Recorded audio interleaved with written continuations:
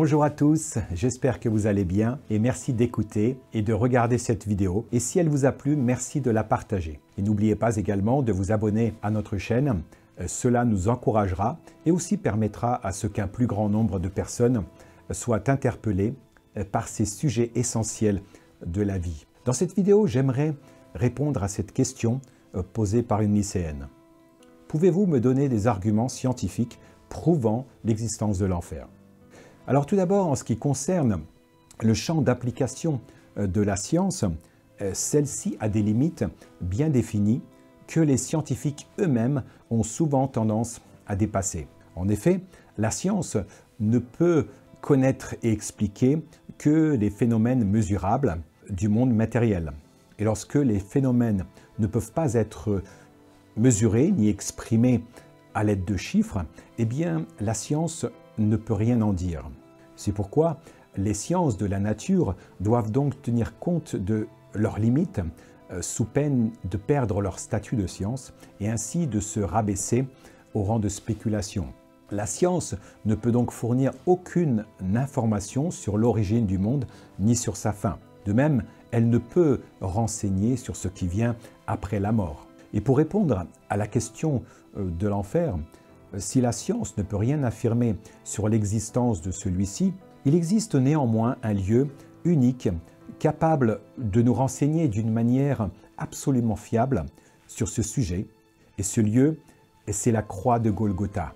C'est là qu'est démontrée avec le plus d'évidence la réalité du ciel et de l'enfer. Car si tous les humains avaient pour destination finale et automatique le ciel, la croix aurait été superflue et inutile. De plus, s'il y avait une autre religion ou un autre moyen pour communiquer le salut, Dieu n'aurait pas consenti à ce que Jésus-Christ soit si effroyablement crucifié. La croix est là pour nous permettre d'éviter d'aller en enfer. La croix est donc bien une preuve indirecte qu'il y a un enfer.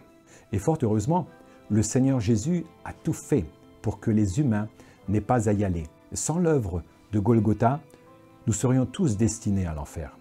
Une citation de Galilée, physicien et astronome italien, qui est fondateur de la physique moderne, dit que la Bible n'est pas là pour nous apprendre comment va le ciel, mais comment on peut y aller au ciel.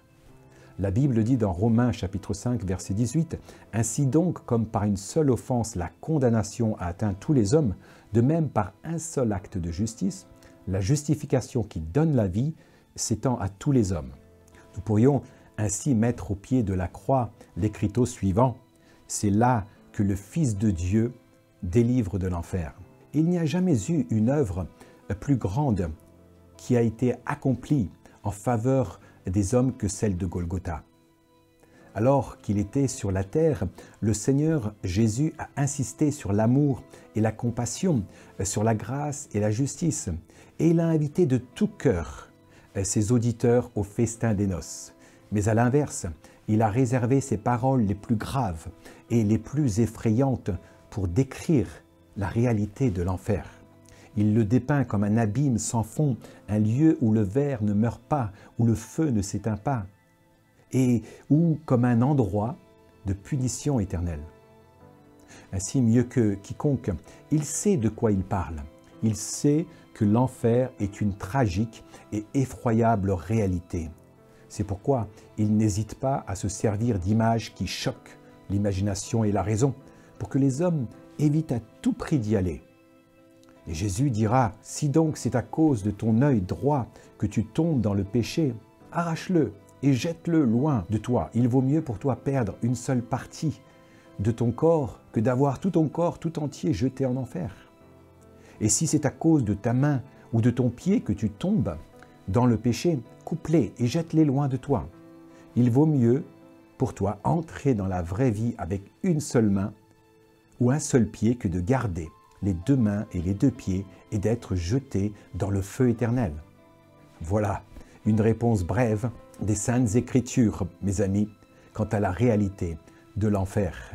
La science ne peut répondre à cette question de l'enfer, puisque ce n'est pas dans ses prérogatives, ni dans son champ d'action. Mais la Bible, elle, nous donne des instructions et des informations directes et sans ambiguïté. À nous de les prendre au sérieux, plutôt que de les ignorer. Que Dieu vous guide et vous éclaire sur ce sujet. Et au plaisir de vous retrouver dans une prochaine vidéo